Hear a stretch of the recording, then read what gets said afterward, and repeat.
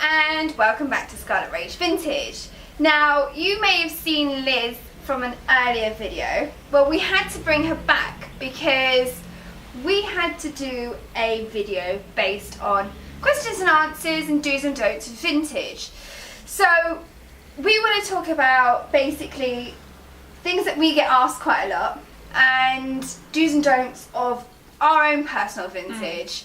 And maybe some horror stories in the middle.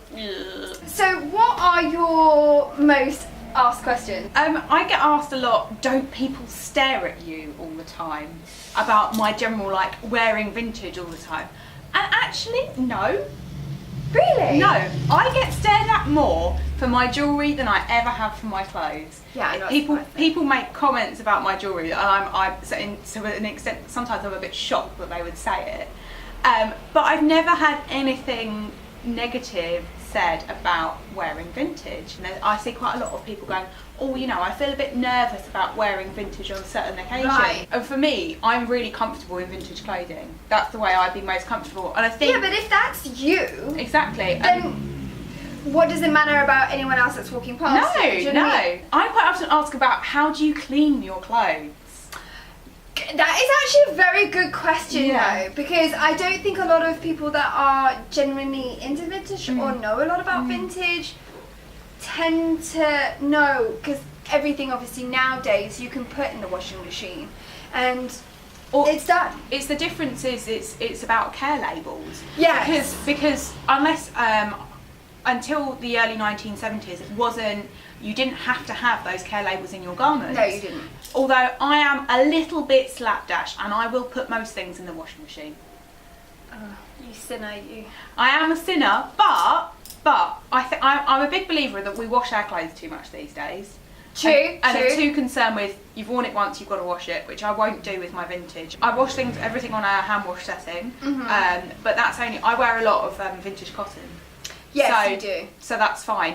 When you buy and wear vintage, you start to get a handle and an idea of what might go okay in a washing machine and what really won't. Yeah. So my general rule is, if it's cotton, it's just going in the machine. It'll be fine. But obviously on a hand wash setting. On a hand wash setting. So don't put it in the washing machine on a normal setting. Yeah, don't try and boil it or anything like that. Oh, and the other big thing is, if it's got gold paint on it, don't put it in the machine. Okay. So the gold comes out and you're left with like a poo brown left behind underneath it where all the gold goes. So don't put... Is that on hand painted? Yeah, on hand painted stuff. Like the Mexicans? Yeah, okay. Yeah. So that would need to be dry cleaned.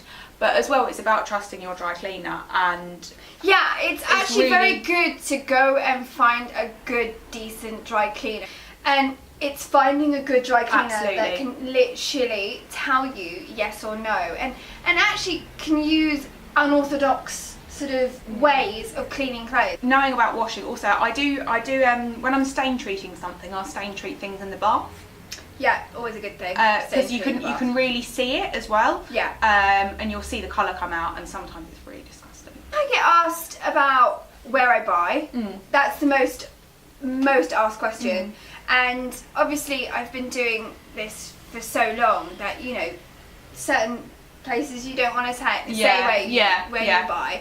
But it's an average thing of, I buy literally from all over the world. This woman knows where to buy really, really well in the UK. I think I'm lucky though, like I have friends all over the country. Yes. And I'm so bad, because what I'll do is I'll go and visit my friends, but I'll always use it as an opportunity to go and hunt out, go and find some sometimes odd, really obscure places to buy vintage that are unexpected.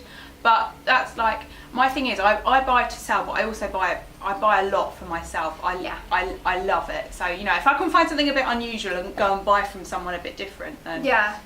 The weirdest place I've ever picked or bought from was someone's estate car. My strangest is actually really similar. Really? I bought vintage out of someone's Land Rover in a pub car park. That's great. That's actually great.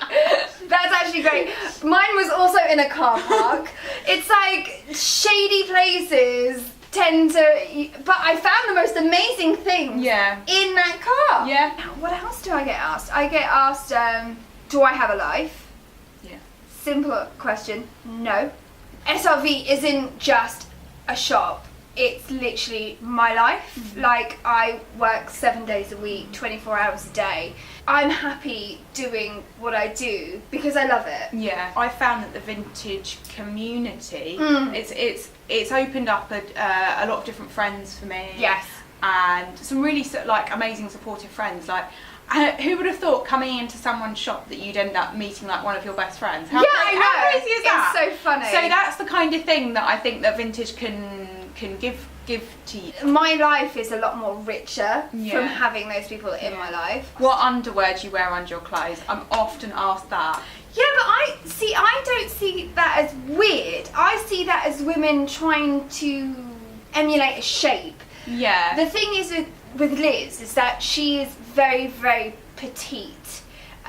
What is your waist? 24? Yeah, 23. 23, 24. With the definition of Liz's body is that she has a very defined waist. And I think that's what a lot of women, when they try to emulate vintage, that's the thing that they see a very defined waist. So I can get that, because obviously with clothing from the 50s and the 40s and stuff, a good foundation underwear is very...